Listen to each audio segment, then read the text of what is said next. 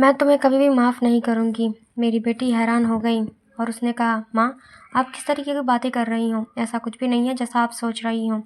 लगता है आज आपने कोई फ़िल्म देखी है या किसी ने आपके कान मेरे खिलाफ़ भरे हैं जो आप इस तरीके की बात मेरे साथ कर रही हो। मैं ऐसा क्यों करूँगी? अगर मैंने इस चादर को धो दिया तो क्या हो गया? चादर गंदी हो गई थी, बस इसलिए धो दिया। आपको तो पता है कि कई दिन से मेरी तबीयत खराब है, तो दवाई खाने की वजह से मेरे पेट में भी खराबी हो गई है। अगर मुझे उल्टी आ गई है तो इसका कोई और मतलब नहीं है। मेरी बेटी मुझसे इस तरह से बात कर रही थी। मैंने उसके मुंह पर एक थप्पड़ मारा और वह ज़मीन पर गिर गई। तभी अचानक अभिषेक भी आ गया। उसने कहा, माँ, आप ये क्या कर रही हैं? आपने इस पर हाथ क्यों उठाया? मैंने उससे कहा कि हाँ, मैंने इसको मारा है, इस पर हाथ उठाया है। ऐसा तो मुझे बहुत पहले ही करना चाहिए था, लेकिन अभी तक मैंने पूरी बात की तह तक नहीं पहुंची हूँ। जिस दिन मुझे पता चल जाएगा। अब मुझे खुद नहीं पता था कि मुझे क्या हो गया है। मेरे दिल में जो बात आ रही थी वही बोलती जा रही थी, जो कि मुझे इस तरह नहीं रखना चाहिए था। रात को अचानक मेरी आँख खुली और मैंने देखा कि मेरे बच्चों के कमरे की लाइट जल रही थी। उस वक्त वह क्या कर रहे थे? उनको तो इस समय सो जाना चाहिए था और मुझसे तो शाम को कह रहे थे कि आज हम जल्दी सो जाएंगे। जब कमरे के करीब गई, वह न सिर्फ जागे रहे थे बल्कि बातें भी कर रहे थे। किसी बात पर बहुत ज़्यादा खुश हो रहे थे। मेरा बेटा कह रहा था कि तुम बहुत खुशकिस्मत हो। तो मेरी बेटी कहने लगी कि हाँ, खुशकिस्मत तो हूँ, लेकिन अभी कल फिर से जब मेरी तबीयत ख़राब हो जाएगी तो माँ मुझे देखकर बहुत परेशान हो जाएंगी।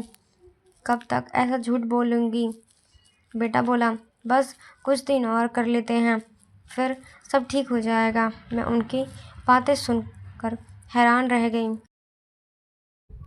उन्होंने दरवाजे को अंदर से बंद क्यों किया था? क्या वजह थी दरवाज़ा बंद करके?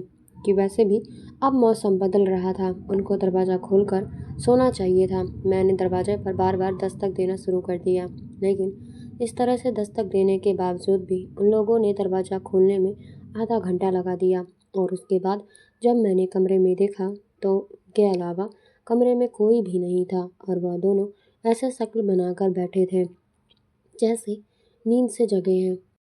मैंने कहा, इतनी देर में दरवाज़ा क्यों खोला है? कहने लगे, हम तो सो रहे थे। मैंने कहा, झूठ नहीं बोलो, तुम लोग जग रहे थे और बातें भी कर रहे थे। उन्होंने कहा कि हम क्यों इस समय जगेंगे और बातें क्यों करेंगे? हमारा कौन सा कल पेपर है जो हम तैयारी करेंगे और जाएंगे?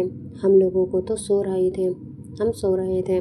मुझे उन दोनों की हरकतें समझ में नहीं आ रही थी। मेरे पास बोलने के लिए कोई शब्द नहीं थे। मुझे उनकी बातें समझ में नहीं आ रही थी क्योंकि वह दोनों ऐसे ही बैठे थे जैसे नींद से अभी अभी जगे हों। उनके बाद मैंने उनको कुछ नहीं कहा और वहाँ से चली गई, लेकिन मैं सोचती थी कि कोई ना कोई गड़बड़ तो ज़रूर है।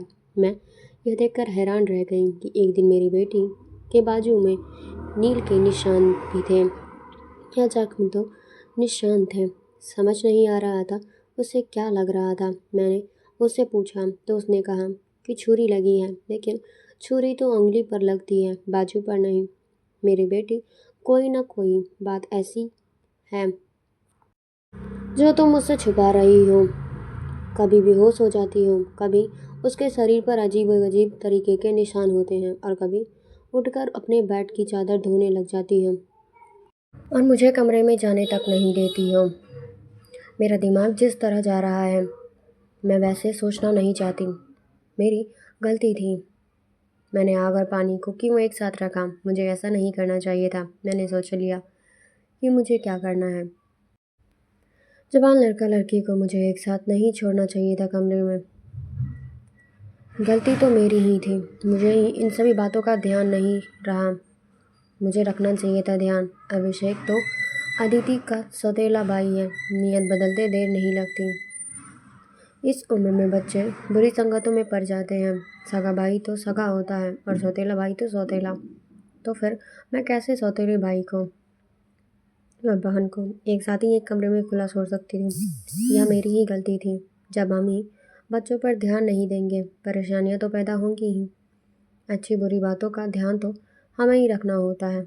बच्चे तो नादान होते हैं और नादानी में ये बहुत सारी गलतियाँ कर बैठते हैं। जैसे जैसे विचार मेरे दिमाग में आ रहे थे, अगर ये सारे विचार सही हो जाएं तो फिर सारा कसूर मेरा ही होगा। मैंने अपने बेटे और बेटी पर नज़र रखी थी। एक दिन मेरा बेटा बेटी को कोई चीज़ लाकर दे रहा था। मैं छुपकर उनकी बातें सुनने लगी। उसने कहा कि यह दवाई है तुम्हारी इस परेशानी के लिए, यह दवाई ले लो तो सब कुछ ठीक हो जाएगा। उसने मेरी बेटी को छुपाकर वो गोलियां दे दी। मैं परेशान हो गई कि ये किस चीज़ की गोलियां हो सकती हैं। आखिर ऐसी क्या बात है जो परेशानी यह दोनों हल करना चाहते हैं और उसके बारे में मुझे नहीं पता है। यह दवाइयाँ कुछ अजीब सी क्यों लग रही थी। मेरी बेटी ने भी वह दवाई फ़ौरन से पकड़ ली और उसको अपने मुंह दुपट्टे से पल्लू में छुपा लिया। बेटे ने कहा कि रात को सोने से पहले खा लेना, तो फिर अगले दिन तुम बेहोश बिल्कुल भी नहीं होगी। और 2-3 दिन तक मेरी बेटी वाकई बेहोश नहीं हुई थी, लेकिन उसके बाद शायद उसकी वह गोलियां ख़त्म हो गई थी। एक दिन बाद फिर से वह बेहोश हो गई थी। मेरा बेटा भी घर पर नहीं था, इसलिए मैंने आज फ़ायदा उठाने के बारे में सोचा। मैंने वह चादर बहुत ही होशियारी से बेटे के नीचे से खींच ली और उसको तरीके से तय करके अपने कमरे में ले गई। मुझे खोलकर देखना था कि इस पर ऐसा क्या लगा हुआ था जिसकी वजह से मेरी बेटी सुबह उठते ही उसे धोना शुरू कर देती है और यहाँ तक कि अपनी बीमारी का भी ख्याल नहीं रखती है। जब मैंने ध्यान से देखा तो यह देखकर मैं हैरान रह गई। उस पर सफ़ेद सफ़ेद बाल के निशान थे। पूरी चादर बालों से भरी हुई थी। मुझे समझ में नहीं आया यह किस चीज़ के बाल हैं, क्योंकि यह बाल बिल्कुल सफ़ेद और छोटे छोटे बाल थे। मैं हैरान हो गई, लेकिन मुझे यह बात समझ में नहीं आई। मैं सोचती थी कि यह सब कुछ क्या हो रहा है। मेरी बेटी और मेरा बेटा की हरकतें पर नज़र रख रही थी, इसलिए सारा कुछ अपने दिमाग में सोच रही थी, लेकिन मैं किसी नतीजे पर नहीं पहुंची तब तक जब तक मेरी बेटी को यह पता चल ही गया कि चादर मैंने देख ली है। तो वह मेरे पास आकर बैठ गई और कुछ अजीब सी घबराई हुई नज़र आने लगी। उसके बाद मैंने उससे पूछ लिया कि क्या बात है, क्यों परेशान लग रही हो। तो उसने कहा कि माँ, वह चादर कहाँ है, वह तो मैंने धोकर डाल दी है। ये कहकर वो मेरे पास से जाने लगी तो मैंने उसका हाथ पकड़कर उसे रोक लिया और मैंने कहा कि मैंने सब कुछ देख लिया है, मैं सब कुछ देख चुकी हूँ। उस चादर पर जो बाल लगे हुए थे, मुझे बता दो यह सब क्या है, तुम मुझसे क्या छुपा रही हो। इतने दिनों से मैं बहुत परेशान हो गई हूँ, मेरे दिमाग में अजीब विचार आ रहे हैं। वो मेरे पास बैठ गई और फिर मेरी बेटी ने मुझे ऐसी बातें बताई कि मेरे पैरों तले ज़मीन निकल गई। मेरी बेटी ने मुझे बताया कि माँ, जैसा आप समझ रही हैं वैसा बिल्कुल भी नहीं है। दरअसल हमने देख लिया था कि इस घर के हालत अच्छे नहीं थे, घर की दुकान भी नहीं चल रही थी और भैया भी कुछ खास पैसे नहीं कमा रहे थे, लेकिन हमें एक ऐसा काम मिला जो हम लोग कर पाते। भैया के एक दोस्त ने उसको एक काम दिया। दरअसल उसने कुछ बहुत ही नस्ली किस्म की बिल्ली के बच्चे रखे थे जो कि 3 से 4 की तादाद में थे, लेकिन उसको संभालने के लिए उसके बस से बाहर था, इसलिए उसने हमें उन बच्चों को संभालने का काम दिया और उस काम के लिए बहुत सारे पैसे भी दिए। दरअसल भाई भी पूरा दिन वही होता है, लेकिन रात में भाई को आराम भी करना होता था, इसलिए उन बिल्लियों के बच्चों को कमरे में ले आते थे और मैं उनको संभाल लेती थी।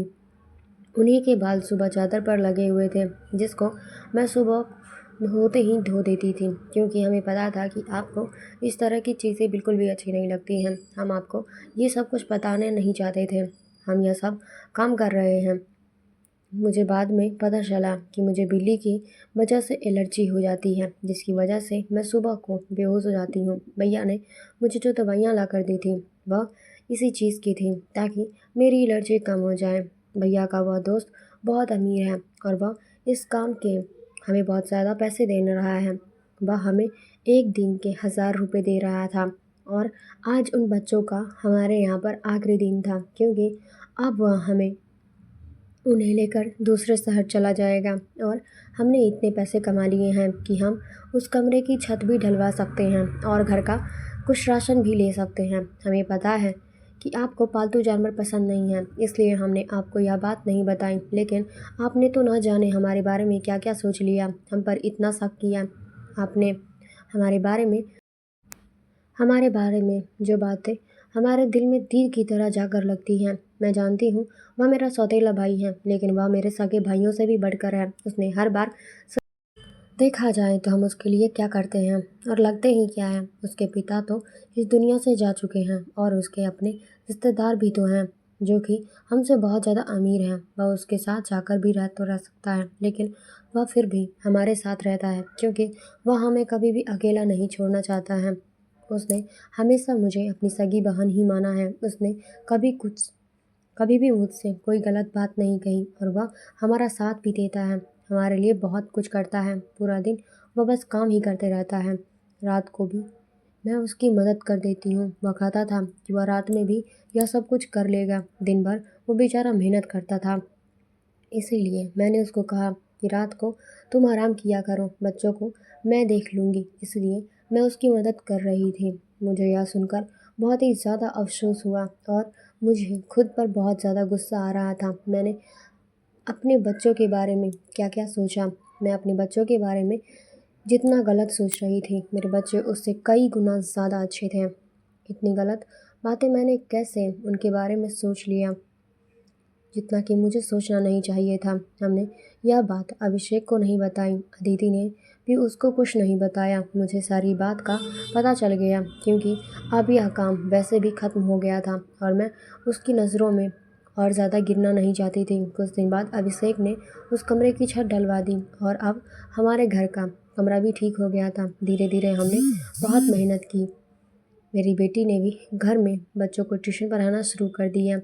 हमारे हालत पहले से बेहतर होने लगे। धीरे धीरे इतने बेहतर हो गए कि हमारे घर में कोई तंगी नहीं रही। मेरे साथ मेरी ज़िंदगी बहुत बुरा किया, लेकिन अच्छा यह किया कि मुझे बहुत ज़्यादा नेक और अच्छे बच्चे दिए। वह मेरे अपने थे या पराए, ईश्वर की कृपा से मेरे दोनों बच्चे बहुत ही मेहनती हैं और इस बात को समझते हैं कि अभी उनकी मेहनत के दिन हैं। हाथ पर हाथ रख कर नहीं बैठ सकते हैं क्योंकि उनके सर पर पिता का साया नहीं था और मैं भी कुछ खास नहीं कर सकती थी। इस बात का उनको एहसास था। यह एक बहुत ही बड़ी बात है। ईश्वर की कृपा है कि अब सब कुछ ठीक हो गया है। ऊपर वाले का लाख लाख शुक्र हुआ। जैसा मैं सोच रही थी वैसा बिल्कुल भी नहीं हुआ, लेकिन ऐसा हो सकता था।